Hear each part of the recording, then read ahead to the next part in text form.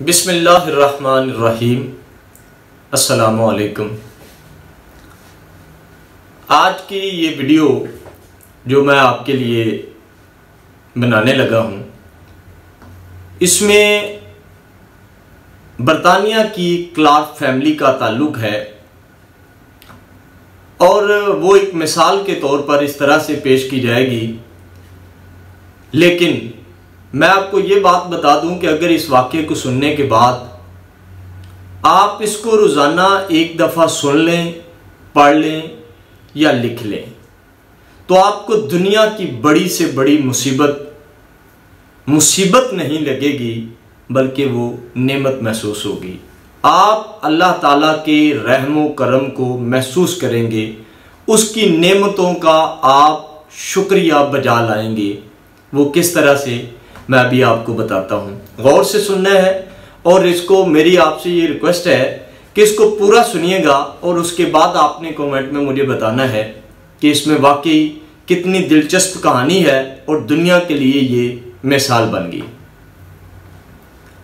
Mister and Mrs Clark अपने 9 बच्चों के साथ अपनी ज़िंदगी गुजार रहे होते हैं। दोनों सुबह से शाम तक काम करते हैं। मिस्टर क्लार्क भी काम करते हैं और उनकी मिसेस भी। एक दिन मिस्टर क्लार्क के जहन में ये ख्याल आया कि जितना वो कमाते थे वो महीने के आखिर तक सारा खर्च हो जाता था और इस तरह से तंगदस्ती और हालात दिगरगू होते गए। एक दिन उन्होंने सोचा, मिस्टर क्लार्क के जहन में ये बात आई कि सुना गया है कि अमेरिका दुनिया के लिए गोल्ड माइन का काम बनता है। गोल्ड माइन इस तरह से है कि जो भी अमेरिका जाता है वहाँ में बहुत बड़ा ताजर बन जाता है। दिनों के अंदर वो किसी जो है ना वो होटल का मालिक बन जाता है। दिनों के अंदर वो एक बहुत बड़ी प्रॉपर्टी डीलर बन जाता है और इस तरह से वो बहुत बड़ा नाम पैदा करता है।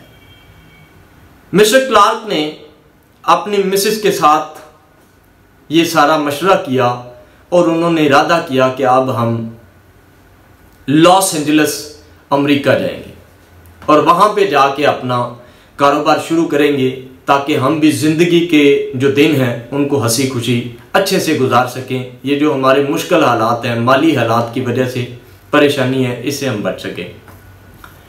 खैर, दोनों ने तखमीना लगाया और पता चला कि उस वक़्त जो शिप जाते थे बंदरगाह से, यूरोप के अंदर टोटल 8 बंदरगाहें थीं, जिनमें से शिप जाते थे अमेरिका, जिसको 3 से 6 महीने के अंदर वो अमेरिका पहुंचाते थे मुसाफिरों को। उन्हीं दिनों की बात है। बड़े गौर से बात सुननी है आपने और इसको मुकम्मल सुनना है। आगे आपको बड़ा दिलचस्प इसमें नजर आएगी एक चीज। सबसे बड़ी बात यह है कि दोनों ने इरादा किया और दिन रात काम करने शुरू कर दिए, ओवर टाइम लगाना शुरू कर दिया, सर्दियों के कपड़े बंद कर दिए और अपनी खुराक में कमी कर दी। पैसा इकट्ठा किया, जो अपनी आबाई जायदाद थी उसको रहन रख दिया, बाकी जो कुछ उनके पास था उस सब को उन्होंने बेच डाला कि किसी तरह हम ये सारी रकम इकट्ठी करके एक दिन जब वो काउंटर पर पहुंचे और शिप में जाके बंदरगाह पर उन्होंने अपने 11 सीटें जब बुक कराई शिप में जाने के लिए अमेरिका, पलट कर वापस आए। बड़े खुश थे। लोग उन्हें मुबारकबाद दे रहे थे और उनके बच्चे खुशी से निडाल थे। दोनों मियाँ बीवी इस खुशी से, इस उम्मीद से जी रहे थे कि अब हमारे दिन जो है ना वो बदलने वाले हैं। उसके बाद क्या हुआ, एक दिन उनका बेटा शिप जाने से 3 दिन पहले, जब उन्होंने अमेरिका जाना था उससे 3 दिन पहले की बात है कि उनका एक बेटा अपने दोस्त को अलविदा कहने के लिए गया और उसको कुत्ते ने काट दिया। कुत्ते के काटने के बाद जब वो डॉक्टर के पास गए तो उस वक़्त का ये रवाज था, उस वक़्त की रवायत थी, उस वक़्त का ये कानून था बरतानिया का कि जिसको कुत्ता काट ले या कोई ऐसा मर्ज उसको लाहक हो जाए जिसके लिए डॉक्टर की निगरानी ज़रूरी हो, तो उस वक़्त वो एक पीली चिट लगा दिया करते थे उनके दरवाजे पर। और पीली चिट का मतलब ये होता था कि अब आप डॉक्टर की इजाज़त के बगैर कहीं नहीं जा सकते। वो पीली चिट उन्होंने उनके दरवाजे के बाहर लगा दी। उनके दोनों बच्चे एक बच्चा जिसको कुत्ते ने काट दिया था। सारे भाई बहन और माँ बाप दोनों उस बच्चे को कोसते रहे, वो बच्चे को लान तान करते रहे, उसको वो बदकिस्मती का ताना देते रहे, उसको वो कातिल कहते रहे, वो हमारी अपनी खुशियों का सारा जो पानी फिर जाना था उसके लिए उसको वो कोसते रहे। उनके पास बचा भी कुछ नहीं था। और हुआ कुछ यूं कि जब शिप जा रहा था, 3 दिन रह गए थे चूँकि वो नहीं जा सकते थे, और शिप जब गया तो उस वक़्त सारी फैमिली और वो एक बच्चा रह गया, बाकी तमाम जो है ना वो जब शिप को जाते उन्होंने देखा तो धाड़े मारकर रोने लगे, तो काश हम भी आज इसमें जा सकते। वक्त गुजरता गया, वो वहीं पे रह गए। लोग उन्हें मजाक में ताने देने लगे कि जी आप अमेरिका कब जा रहे हैं। इन सब चीज़ों को बर्दाश्त करते रहे दोनों माँ बाप, और वो बच्चा जिसको बदकिस्मती के ताने दिए गए वो घर में पड़ा था।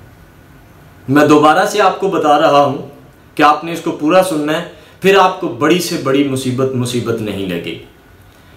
एक दिन घर के दरवाजे के बाहर हमसाये ने एक अखबार पकड़ी है, और अखबार पढ़ते पढ़ते उन्होंने ऐसे ज़ोर से आवाज़ लगाई, थैंक गॉड। थैंक गॉड की आवाज़ लगाई, और वो पलट कर वापस आए उसी बच्चे के वालिद, और उसने अखबार पकड़ी। अखबार पकड़ने के बाद उसने जब पढ़ा कि वही शिप जिसके साथ जिसमें उन्होंने सवार होकर जाना था वो शिप तबाह हो गया है, और वही शिप था जिसका दुनिया में नाम है टाइटैनिक। टाइटैनिक में 1715 लोग फौत हो गए, 15 लोग समंदर की नज़र हो गए। इन तमाम बातों को वो पढ़कर एक लम्हे के लिए फौरन पलटकर अपने उस बेटे के पास गया और वहाँ खड़ा होकर उसे चूमने लगा, उसे कहा थैंक गॉड। अब ये सबसे बड़ी बात थी, वही लोग जो अपने भाई को वो कहते थे, तमाम भाई बहन उसके, कि आप हमारे लिए कातिल साबित हुए हो, वही बच्चा उनके लिए मसीहा बन गया। सबसे बड़ी बात यह है, माँ बाप उसको कोसते थे, वही माँ बाप उसको गले लगा रहे थे। हम अल्लाह पाक की हिकमतों को, उसकी रहमतों को, उसकी मसलतों को समझते नहीं हैं कि हमारी बेहतरी के लिए उसने कौन सा अच्छा काम किया है। हम बस अपने मफादात की खातिर हम अपनी चीज़ों को देखते हैं। अब सबसे बड़ी बात, वही बच्चा जब उनके लिए मसीहा बन गया, वही उनकी खुशियों का बायस बन गया। उनको ये लगा कि अल्लाह पाक, थैंक गॉड कि अल्लाह पाक ने हमें बचा लिया है बड़ी मुसीबत से, वरना आज हम भी जो है ना वो उन्हीं 1500-1700 लोगों में शुमार होते जिसमें टाइटैनिक बह गया है। बात यहाँ पर ख़त्म नहीं होती, फिर पलट कर वो अपना दोबारा से ये बात सोचते हैं, और लोग उन्हें, वही लोग जो बदकिस्मती का और उन्हें मजाक करते थे, वही लोग उन्हें खुशकिस्मती का आके मुबारकबाद देते हैं और उन्हें कहते हैं कि आप बच गए, आपके लिए ये बच्चा जो है ना वो आपकी खुशियों का बायस बना है, आपके लिए आपकी ज़िंदगी का, आपके लिए तमाम उम्मीदों को पानी नहीं फिरा, बल्कि ये उम्मीद आपकी बन गया है। बादशाह उसी ख़ानदान ने, मिस्टर एंड मिसेस क्लार्क ने अपना एक जूता साजी का कारोबार शुरू किया, और आज भी पूरी दुनिया के अंदर उसका जूते का कारोबार और उनके जूते जो है ना वो पूरी दुनिया में बिकते हैं। सबसे बड़ी बात जो इस कहानी के अंदर, इसमें मैं आपको बताना ये चाहता हूँ कि अब छोटा सा वो बच्चा था, उसका कुत्ते का काटना, अल्लाह पाक ने उन्हें छोटी मुसीबत दी। और कभी कभी आप ये सोचें कि अल्लाह पाक बड़ी मुसीबत से जब हमें बचाना चाहते हैं, छोटी मुसीबत वो स्पीड ब्रेकर का काम करती है।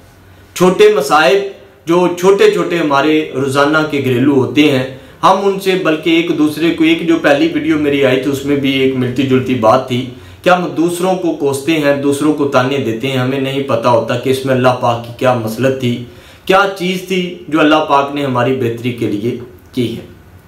सबसे बड़ी बात यह है कि हम रोज़ाना बेसिस पे छोटी छोटी गलतियाँ, चाय का कपड़ों के ऊपर गिर जाना, गाड़ी का एक्सीडेंट हो जाना, गाड़ी का टायर फट जाना, हमसाये के घर से कोई चीज़ हमारी तरफ गिर जाना, ये छोटी छोटी सी बातें हैं जिसको हम समझते हैं कि ये हमारे साथ हुआ है। अगर कोई एक्सीडेंट हो गया, टायर फट गया है या किसी किस्म का और काम हो गया है, तो हम सोचते हैं कि ये हमारे साथ ही क्यों होता है। जो काम हमारे अपने मफाद में, हमारी ख्वाहिश और तमन्ना के मुताबिक हो, हम उसे कहते हैं कि बड़ी बात है, क्या बात है, ये तो मैंने माशाल्लाह। और जो काम थोड़ा सा खिलाफ ज़ाब्ता, खिलाफ हमारी आदत तमन्ना के हो जाए, उस पर हम कोसते हैं, उस पर हम कहते हैं कि या रब्बुल आलमीन हमारे साथ ही क्यों ऐसा हो रहा है। और मैं आखिर में ये बात आपको बताऊंगा, मिस्टर एंड मिसेस क्लार्क ने कहा थैंक गॉड, शुक्रिया अल्लाह पाक तेरा लाख लाख शुक्र है। और वो लफ्ज़ उनके मुंह से, वो जुमला इस वक्त फिक्रा क्यों निकला, इस वजह से, हालांकि वो अमीर बनना चाहते थे, लेकिन उनको पता चल गया कि अल्लाह पाक ने हमें छोटी मुसीबत दे के बड़ी मुसीबत से बचा लिया है। बहुत शुक्रिया आपका। इस तरह के इंशाल्लाह वीडियो जो है ना वो आती रहेंगी और मैं उम्मीद करता हूँ कि आप इसको सुनेंगे। और ये हमारे रोज़ाना के रोज़मर्रा मामूलात के अंदर ये चीज़ें हमारी आती हैं, इसलिए मैंने चाहा कि ये मैं एक इस तरह की वीडियो ज़रूर बनाऊँ ताकि आप लोग सीखें, समझें, और मैं भी आपके साथ ही इसमें शामिल हूँ। मुझे बड़ा मेरा एक शौक़ है, क्योंकि उर्दू और इंग्लिश लिटरेचर दोनों मैंने पढ़े हैं अल्हम्दुलिल्लाह, और बड़े अच्छे मतलब जामे तरीके से इनको पढ़ा है। और मुझे वो चीज़ें सब नज़र आती हैं, मैंने देखा है हालात को कि हालात ऐसे ही होते हैं। हम छोटे छोटे सी गलतियों को जो है ना वो दूसरों पर डाल देते हैं, छोटी गलतियाँ, छोटे मसाइब आते हैं, हम परेशान हो जाते हैं। नहीं, बल्कि मुझे याद आता है डीए की एक पोइम है, उसके अंदर वो बात करता है कि इंग्लिश की किताब है, मुझे याद नहीं है राइटर का नाम, वो कहता है कि हमें खोने का फ़न आना चाहिए। कभी कोई की खो दी है, कभी कोई और चीज़ खो दी है, कभी कोई और चीज़, ताकि छोटी छोटी जो खोने का फ़न है ये अगर हमें आ जाए तो हमें कल को बड़ी चीज़ कोई हमारी खो जाए तो हमें उसका इतना दुख ना हो। बड़ी चीज़, सबसे बड़ी आपकी करीबी कीमती जान होती है, जो जानी जानी है, इसमें कोई शक नहीं है। और जब वो खो जाए तो फिर हमें इतनी तकलीफ़ ना हो। खोने का फ़न आना चाहिए, इसको कहते हैं आर्ट ऑफ लूजिंग। बहुत शुक्रिया, अस्सलाम वालेकुम।